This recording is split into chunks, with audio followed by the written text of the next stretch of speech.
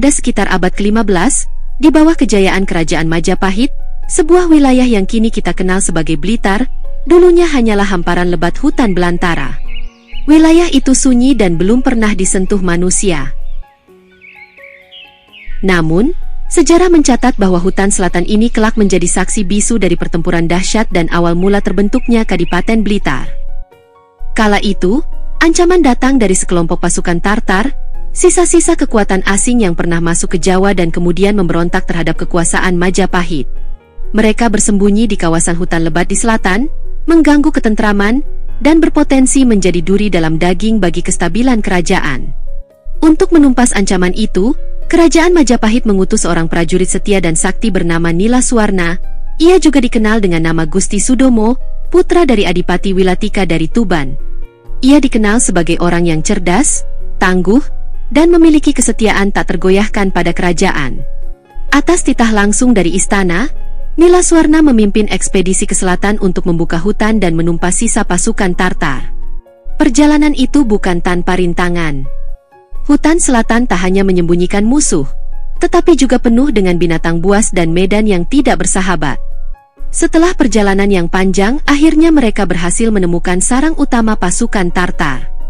Pertempuran pun pecah di tengah hutan. Denting senjata, pekikan perang, dan gemuruh semangat para prajurit Majapahit menggema di antara pepohonan.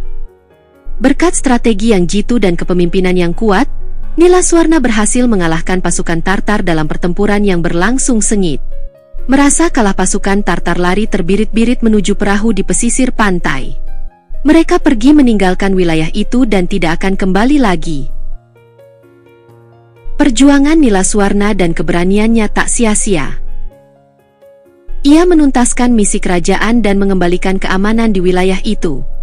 Sebagai penghargaan atas keberhasilannya, Majapahit menghadiahkan kepada Nilaswarna hak untuk mengelola wilayah hutan selatan, tempat ia bertempur dan menang.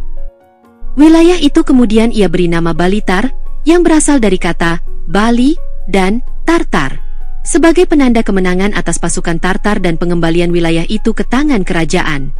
Dari nama Balitar inilah kemudian berkembang menjadi Blitar.